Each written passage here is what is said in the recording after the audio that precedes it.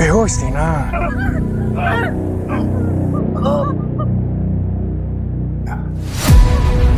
अरे रुक जा।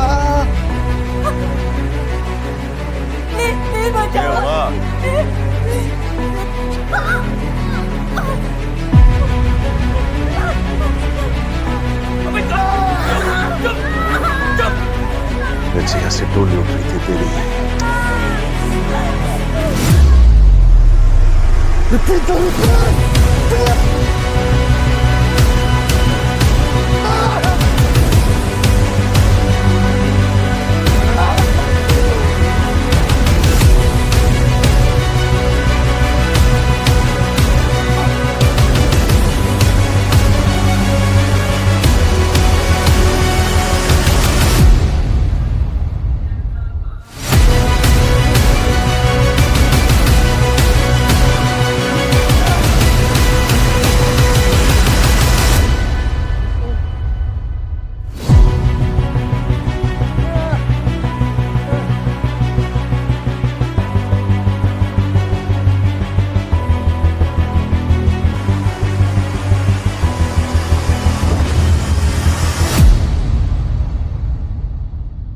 ፊልሙ ሲጀምር ቡሚ የተባለች ቆንጅዬ ሴትን እያሳየን ሲሆን በአሁን ጊዜ በህንድ ሀገር ውስጥ በሚገኝ ትልቅ ኩባንያ ውስጥ ዲዛይነር ሆና ትሰራለች። ስራዋን ብዙ ጊዜ ስለሚያስመሻት አምሽታ ነበር ወደ ቤቷ የምትገቡ። ቡሚ ደስተኛና ስኬታማ እንደሆነች ይታወቃል። ነገር ግን እናቷን በልጅነቷ ያጣች ስትሆን አባቷ አሩን ብቻውን ሲያሳድጋት ብዙ ፈተናዎችን አልፋለች። አሩን ከልጁ ውጪ የሚኖርለት ነገር የለውም። በጣም ይዋደዳሉ። አሩን የራሱ የጫማ መደብር አለው። አሩን በጣም ተወዳጅና ደስ የሚል አባት ቢሆንም አንድ ችግር ግን አለበት። ይህም አልኮል ነው። አልኮል ከልክ በላይ ጠጥቶ በአካባቢው እሱ ሰክሮ ሲንገዳገድ ማየት የተለመደ። ይሄ ደግሞ ለአሩን የቅርብ ጓደኛው የሆነው ታጅ ነው። ሁለቱም ፈጽሞ የማይነጣጠሉ ሰዎች ሲሆኑ ታጅ አሩንን ልክ እንዳጎቱ ነው የሚያዩ። አንድ ቀን ምሽት ላይ ሁለቱም ለቡሚ መጪው ሰርግ ይወያያሉ። በሚቀጥለው ወር ቡሚ ኒራጅ የተባለ ዶክተር ለማግባት ተዘጋጅታለች። አባቷም ለሷ የሚገባት ሰው እንደሆነ አምኗል። በሚቀጥለውም ቀን አሩን በትንሽዬ ሞተር ሳይክሉ ወደ ጫማ መደብሩ ሄደ። የልጁ የሰርግ መጥሪያ ወረቀት ለቤተሰቦቹና ለሚወዳቸው ሰዎች እንዲዳረስ ያዛል። በጣም ተደስቶም ስለነበር የልጁን ሰርግ በማስመልከት ለደንበኞቹ የ10% ቅናሽ ያደርግላቸዋል። በሌላ በኩል ጂቱ የተባለ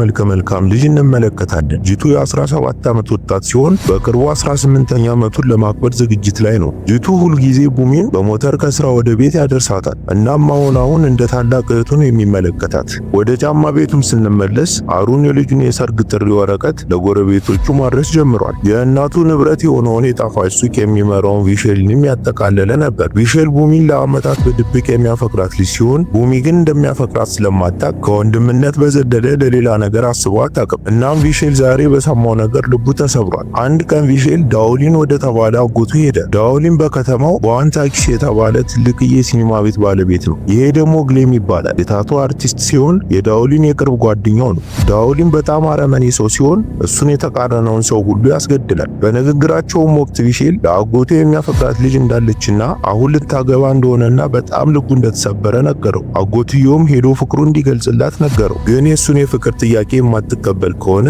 በአስፈላጊው ነገር ሁሉ ከጎኑ እንደሆነ ይነግረዋል። የአጎቱንም ምክር የተቀበለው ቪሼል ከቡሚ ሰርግ ትንሽ ቀደም ብሎ በአንድ ፓርቲ ላይ እንደሚያፈቅራት ይነግራታል። ቡሚም ከፓርቲው በማስወጣት እንዲሄድ ትጠይቀዋለች። ቪሼል ግን በድጋሚ እንደሚያፈቅራት ሲነግራት በመበሳጨት በጥፊ ትመታዋለች። በዚህም ሰዓት የአካባቢው ሰዎች እያዩ ስለነበር ቪሼል ትልቅ ሀፍረት ይከናነባል። በሚቀጥለውም ቀን ቡሚ አሁንም በስራዋ ተጠምዳለች። እናም ለወደፊት ባሏ ኒራጅ በመደወል ማግኘት እንደምትፈልግና መጥቶ እንዲወስዳት ትጠይቀዋለች። ነገር ግን እሱም በሰርጉ ዝግጅት ተጠምዶ ስለነበር እንደማይመቸው ይነግራታል። እንደተለመደው ጂቱን በመጥራት ወደ ቤቷ እየሸኛት ባለበት ሰዓት ሽንቱ ይመጣውና ወርዶ ለመሽናት ይሄዳል። ሸንቶ ሲመለስ ግን ቡሚ በሞተሩ ላይ አልነበረች። ከቀናትም በፊት ልቡን የሰበረችው ቪሼል አጎቱ ዳውሊንና ግሌም ቡሚን በማገት ወደ ሲኒማ ወስደዋታል። ቡሚም ራሷን ከሳተችበት ስትነቃ በአደንዛዥ ዕፅ አደንዝዘዋት ስለነበር ትኩረት ማድረግ አልቻለችም ነበር። ከዛም ሶስቱም በመፈራረቅ ከደፈሯት በኋላ ጥሏት ይሄዳሉ። ቡሚም ከአደንዛዥ እጽ ውስጥ ነቃ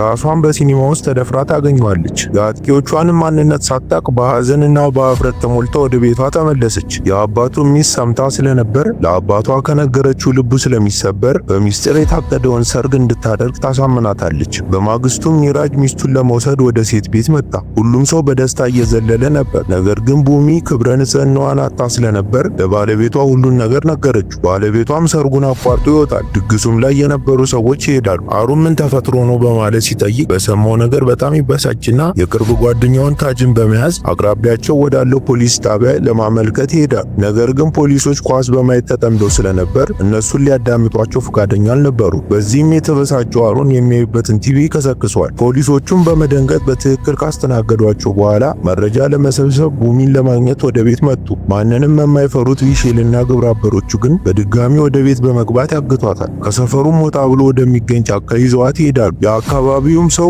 ለፖሊሶች ወዴት እንደወሰዷት ይጠቁማሉ። በዚህም ሰዓት ቡሚ ቪሼልና ግብረ አበሮቹ እንደደፈሯት አወቀች። በዝሙት የሰከሩት እነዚህ ጭራቆች በድጋሚ ደፍሯትና ፊታቸውን አይታ ስለነበር ለፖሊስ እንዳታሳስራቸው በመፍራት ወደ አንድ ረዘም ወዳለ ድልድይ ይወስዷትና ጨካኙ ዳውሊን ጸጉሯን በመቁረጥ ከድልድዩ ይጥላታል። በሚያስገርም ሁኔታ ግን ቡሚ ከሞት ልትተርፍ ቻለች። አባቷም የሚወዳት ልጁ እንዲህ ስትሰቃይ ሲመለከት በጣም ያዝናል። ቡሚም ራሷን ከሳተችበት ስትነቃ ለአባቷ ስላጋጠማት ነገር ሁሉ ትነግረዋለች። የደፋሪዎቿን ማንነት ትነግረዋለች። እጀ ረዥሙ ዳውሊን የራሱ ሰዎች ደውለው ቡሚ በህይወት እንዳለች ይነግሩታል። ከቀናትም በኋላ የቡሚ ደፋሪዎች ለፍርድ ቀረቡ። ግን ማንም ምስክር ስላልነበር ጠበቃቸው ቡሚ ውሸታም እንደሆነችና የተከበሩ ሰዎችን ስም ለማጥፋት እየሞከረች እንደሆነ ትናገራለች። ቡሚም በሰማችው ነገር ልቧ ይሰበራል። ይህንንም የተመለከቱ አባቷ በመበሳጨት በዳኞቹ ፊት ሴቶችን የሚከላከል ህግ እንደሌለና ማንም እዚህ ሀገር ላይ ፍትህ ሊሰጣቸው የሚችል ሰው እንደሌለ በመናገር ከልጁ ጋር በመሆን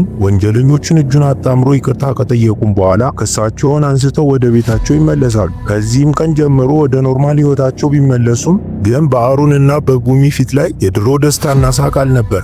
አንድ ቀን ከነ ቡሚ ቤት ፊት ለፊት ግድግዳ ላይ አንድ ጽሑፍ ተጽፏል። እሱም በማህበረሰባችን ጽዩፍና አስነዋሪ ነገር ስላደረግሽ አካባቢያችንን ለቀሽ ሂጂ ይል ነበር። ይህንንም የተመለከተው አሩን በመበሳጨት የመንደሩን ሰዎች ንብረት መሰባበር ይጀምራል። ለእሷ ደግነት ምላሻችሁ ይህ ነው በማለት ይጮሃል። በሚቀጥለውም ቀን የጂቱ ታላቅ እህት የቪሼል እናት የዳውሊ ሚስትና የግሌም ልጅ ቡሚን ለመጠየቅ ወደ ቤት መጡ። የጂቱ እህትም ቡሚ ስትደፈር የሚያሳየውን ቪዲዮ የያዘውን ስልክ ሰጠቻት። ምስሉም ሲከፈት ጂቱን በወንጀሉ ላይ መሳተፉን አወቁ። የወንጀለኞችን ቤተሰቦች አሩንና ቡሚን ይቅርታ ጠየቋቸው። ነገር ግን አሩን ወንጀሉን የሚያሳየውን ቪዲዮ ከተመለከተ በኋላ ሰዎቹን ከቤቱ እንዲወጡ ያዛቸዋል። ከሄዱም በኋላ ቡሚ አባቷ እንዲበቀልላት ጠየቀችው። ምሽትም ላይ አሩን የበቀል ጉዞውን ይጀምራል። የመጀመሪያ ኢላማውም ጂቱ ነበር። ጂቱን ካገተውም በኋላ ስለ ድርጊቱ ሲጠይቀው ጂቱ ግን ምንም እንደማያውቅ ለማሳመን ቢሞክርም ግን ሊሳካለት አልቻለም። ከዛም ከአደንዛዥ እጹ ጀምሮ እስከ ማስደፈር ድረስ ያለውን ነገር እሱ እንዳቀነባበረውና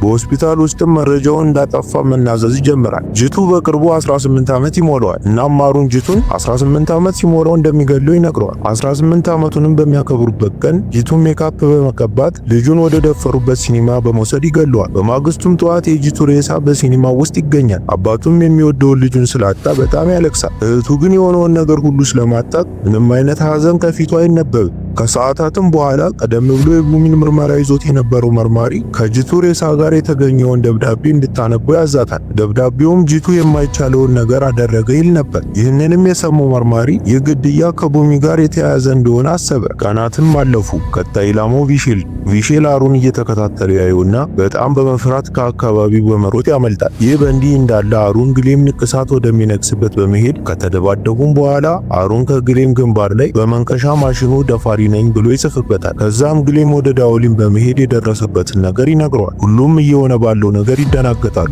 በማግስቱም ጠዋት አሩን በሞተር እየሄደ ባለበት ሰዓት መርማሪው አስቆመዋል። የቁልፉን ማንጠልጠያን በማውጣት ከጂቱ ሬሳ ጎን እንዳገኘው በመንገር ወደፊት እቅዱን ማሳካት የሚፈልግ ከሆነ እንደዚህ አይነት ጥቃቅን ስህተቶችን እንዳይሰራ በመንገር ይመልስለታል። አሩንም በመገረም ይቀበለዋል። በተመሳሳይ ሰዓት ግሌም ወደ ቡሚ ቤት በመሄድ እቃዎቿን ይሰባብርባታል። የአባቷም የቅርብ ጓደኛ የሆነው ታጅ በመምጣት ከግሌም ጋር ጥል ይጀምራሉ። ነገር ግን በሚያሳዝን ሁኔታ ግሌም ታጅን ከመብራት ፖል ጋር በማጋጨት ጥሎት ይሄዳል። አሩንም ሊሞት እያጣጣረ ያለውን ጓደኛውን ይመለከትና እያንዳንዳቸውን እንደሚበቀልለት ይነግረዋል። በሚቀጥለውም ቀን አሩን ወደ ግሌም ሄደ። ከዛም ጥል ይጀምራሉ። አሩንም በያዘው ብረት ግሌምን ከመታው በኋላ ወደ ባቡር ሀዲድን በመውሰድ እንዲገጭ ያደርገዋል። የግሌምም ሬሳ በፖሊሶች ይገኛል።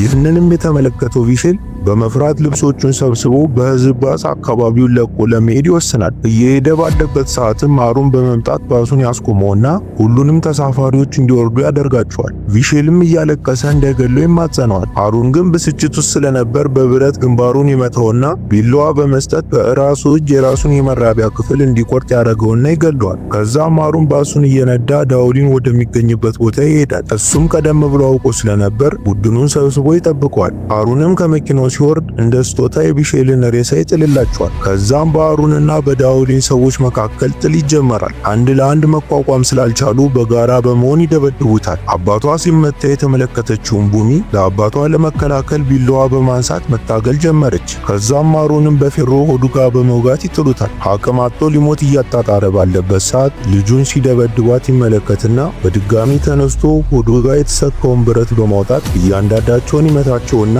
ከዳውሊን እግር ላይ ይሰካበታል። ከዛም ዳውሊን በመሸሽ ለማምለጥ ሴቶች ተሰብስበው የአምልኮ ስነ ስርዓት ወደሚያደርጉበት ቦታ ይሄዳል። አሩንም ተከትሎ ይዘውና በከባዱ ይመታዋል። ከዛም ከከፍታ ላይ ጸጉሩን በመያዝ ያንጠለጥለዋል። ቡሚን በመምጣት ከድልድይ ሲጥላት እንዳደረገው ጸጉሩን ቆርጣ ትጥለዋለች። በመጨረሻም ቡሚ ሻርፓን ስትጥለው አምልኮ ሲያደርጉ የነበሩ ሴቶች ከእሷ ጋር መሆናቸውን ለማሳየት ሁሉም ሻርፓቸውን ይጥሉታል። ፊልማችንም አሩንና አባቷ ሲተቃቀፉ እያስመለከተን ያልቃል።